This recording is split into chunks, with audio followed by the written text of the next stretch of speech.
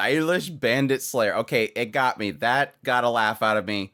I don't laugh much watching this show, which is really unfortunate, but that that got me kind of out of nowhere. But yeah, really hype episode, to be perfectly honest. A very hype episode, really kind of finally executing on everything that seems to be built up over the last like 20 episodes. Finally getting to the everything coming to a head. Now, I still have some very major storyline complaints here, but we'll get into that when we get into it. But yes, solid episode, solid episode. Of course, getting a lot of perspective of Iris. Like, Iris, again, I hate every single show pronounces Iris differently. Iris's backstory and like pretty much all of the expectations that's been placed upon her. Everybody wanted her to succeed. They wanted her to be the best. She had all these other things that she wanted to do. She wanted to protect the outside villages, and no, every focus is to push her to be this one thing. And I like how they kind of portrayed that, because you do get a sense that she is somebody who wants to help everybody. She wants to help the common folk. She wants to save everybody. And yet, she's kind of being formed to be the princess, formed to be the knight of this order. And so when she wants to go out and help other people, no, stay here. When she wants to fight against this divine teachings, no, stay in line.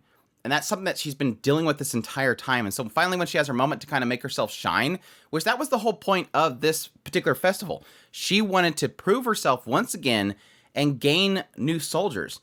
This was her last chance, which really sucks in the wake of her going against the OP main character, because you know she's going to lose. But it's still kind of tragic in the idea that the entire time everybody's questioning. It's not only that she failed to win the tournament, she also looked bad. And so it's kind of opposite to what she originally intended. I'm going to go out there, I'm going to win, I'm going to prove that I'm strong, and then people will flock to me, and thus I will have the people I need to fight against the cult of Diablo. And again, instead, she's made to look like a fool. Because Sid is doing his I am an OP main character and I am mundane man that is going to pull the rug out from everybody, she's a casualty to it. Which kind of sucks if you think about it. It sucks when for me personally, I'm watching this and I can't enjoy it. I've never really cared much for the OP main character in Sid. I honestly, I don't. It hasn't been enjoyable. I think each and every single type of character that does the OP main character, some work, some don't. For me, Sid doesn't work. So it makes it even more tragic watching him as Mundane Man wipe the floor with Iris, because I know her backstory. I know what she's pushing for. And in the wake of trying to make him look cool, he's not cool to me, because I see pretty much everything we built up with Iris shattered. Now, granted, that's going to be her story, and I'm sure going forward, she's going to have to learn to take a different route. But still, in the wake of this, it's tragic to watch. And even makes it more tragic when you hear the crowd going, what is she doing?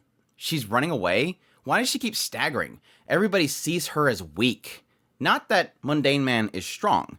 They see her as weak. Well, people that notice the subtle details know that he's incredibly strong. Like, Parvashat sees that Mundane Man's sword randomly sheathes. Milk Coffee scene was alright, just more of a I'm a background character, which, as people have been watching my videos, I'm tired of that joke. I was tired of that joke 15 episodes ago, and I know that's his shtick.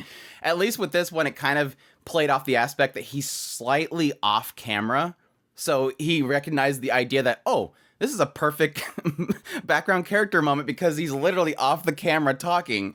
But yes, Beatrix, obviously, is interested in him, and everybody's shocked by the fact that Beatrix thinks that he's the most fascinating person in this tournament. Yes, once again, Claire notices that he is not watching her fights, which we don't get to see it either, so we don't get to see how cool she is. I don't know if that's a choice just to be from the perspective of Sid and the idea that we don't get to see Claire actually fight. We see one brief shot, and then it's like, okay, no, we don't care about Claire, we're gonna go over here. But no, obviously the main course outside of Iris in this episode is Parvashat going through with his plans, which this is where things get rocky for me in this episode. As much as it's super hype and the ending is super hype and I got a good chuckle at the ending, I struggle with this in the idea that, okay, we have essentially Parvashat's taking the king out to sit down, and he's supposed to be the puppet for him to take out the king of Midgard. Now, he does also say that he's possibly just going to replace the king of Midgard, make him into a puppet. But the concept here, the whole build-up here, is that he's going to have this king kill this king, which they never do. So, whatever happened there, like the whole thought process there was that Mundane Man was going to be fighting Iris. And during that fight, he was going to have the king kill the king of Midgard. And the fight happens, and he never has him do that. And then the king of Midgard's like, well, I'm done here. And he walks out. So it's like, your plan? Was it not supposed to happen here?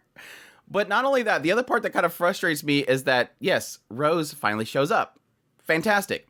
She sees a bunch of corpses of the Cult of Diablo. The Shadow Garden walks up. They're like, you're not supposed to be here. Go through with your plan. So apparently Beta talked to her about a plan, I'm guessing. I don't know. It seems like based on what happens afterwards that there's a plan that Rose is apparently being told. Because yes, Rose goes up there, strikes down her father. I thought this was really... This one hurt. The idea that she sees her father there, that's just a husk. But yet he still is happy to see his daughter. And she's like, okay, I'm sorry for everything I've done, and I'm sorry for what I'm about to do. And he speaks up and says, I forgive you, which was not something that Pervashat wanted him to say. So she goes up there and basically frees him. Knowing that this dude's been drugged up so much, he's gone. Like, his mind is gone. He's barely even there. She wanted to free him. And not only that, but obviously her whole goal in being there is that she's trying to stop her country from being forced to go to war against Midgard. She knows that's what Pervashat wants, even though he didn't do any of it, even though he was supposed to do it and he didn't do it. She stops her father from being puppeted into doing something that will essentially put her country and her people in danger. She puts an end to him. But here's the frustrating part. After she does this, she goes to end her own life. The idea is that just get rid of the royalty. The country will figure things out. They'll restructure. But take out my father. Remove me from the picture. Remove the stain from this country. And then my country can live on without us. But then Shadow shows up. Again, keep in mind that Shadow doesn't really do anything with Shadow Garden. So whatever plan Shadow Garden has or Rose has is completely separate to what he's doing at all times. He shows up and says, basically, what are you doing? Like, you're not done yet, are you? Like, you still have things to do. Of course, she makes the comment about him being the stylish bandit slayer, and it completely throws everybody off. But no, he's Shadow. But he basically stops her. And again, that your job's not done yet, right? And so she just leaves. Like, what other job does she have to do? That was her job, to stop her father, to basically stop a war from happening. And you would think take out Pervashat, but no, doesn't. I mean, I guess the fear that she has is that if she kills Pervashat, it's going to make his family rise up or something. But it's like, what is the point of her running away? Like, where is she going? What other goal does she have? That's her whole story, is that. Unless, again, Beta talked to her, if the Shadow Garden has talked to her about other plans that they have to do. It just sort of indicates the idea that Rose isn't necessarily of the Shadow Garden yet. That she was saved by Shadow, that she then had a purpose to go save her family, and she was given power by Shadow, but not that she's a part of the fold. Even though, again, Beta does confront her at some point, and she's like, oh, that's the Cult of Diablo. And then she notices the actual Shadow Garden. So I don't know, maybe they'll reveal something else that has planned to do beyond that point. But again, I thought that was her whole purpose, was to stop Pervashat. And she just leaves.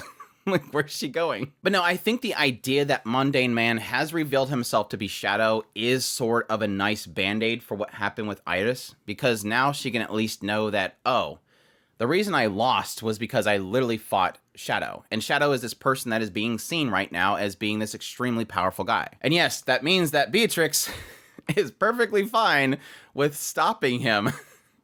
It's like, she's not aligned with Pervashat. She doesn't care what's happening in that place. Again, she has no purpose to be there besides to find her sister.